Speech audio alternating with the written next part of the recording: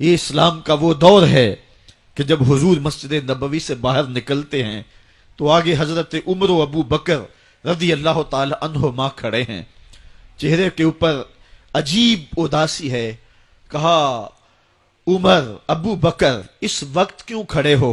عرض کی حضور بھوک نے گھر میں ٹکنے نہیں دیا. ہم نے چاہا حضور کا چہرہ دیکھ لیں تو کچھ پیاس بجھ جائے، کچھ بھوک مٹ جائے. حضور نے فرمایا میرا حال بھی یہی ہے. جس چیز نے تجھے گھروں سے نکالا ہے وہی چیز مجھے گھر سے نکال لائی ہے. چلتے ہوئے حضرت ابو ایوب انصاری کے گھر کے قریب سے گزرے.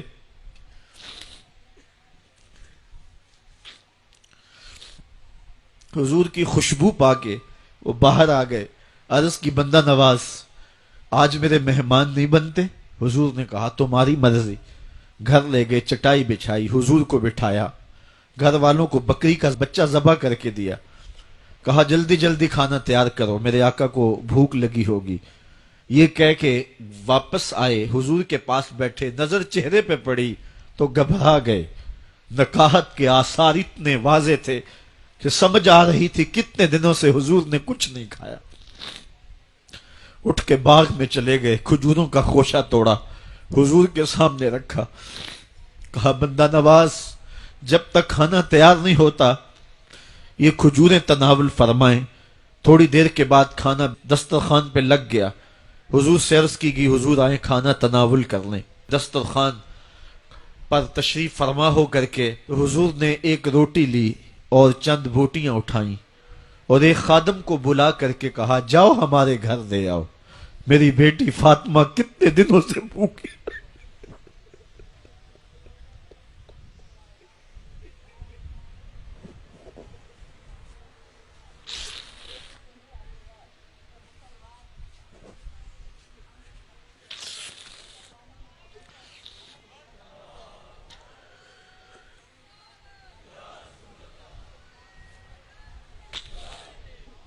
کہا جاؤ ہمارے گھر دے آؤ، میری فاطمہ کتنے دنوں سے بھوکی بیٹھی ہوئی ہے.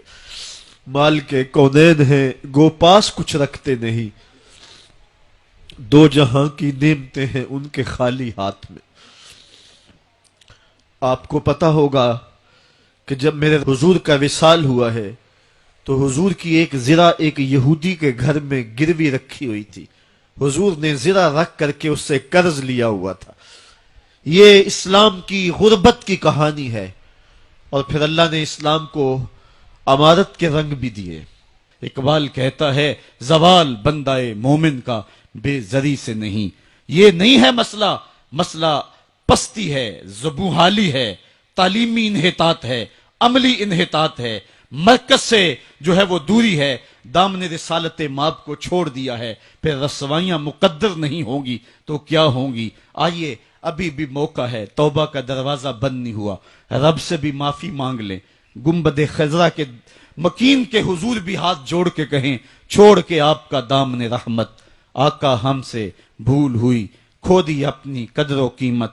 آقا ہم سے بھول ہوئی، دیکھ ہماری آنکھ مچولی، اپنے سینے اپنی گولی. بھول گئے ہم درس اخوت، آقا ہم سے بھول ہوئی.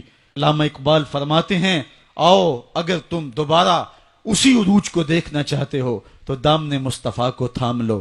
سارا فلسفہ اقبال نے اپنے اس ایک شعر میں نچوڑا. کی محمد سے وفا تو نے تو ہم تیرے ہیں، یہ جہاں چیز ہے کیا لوح و قلم تیرے ہیں.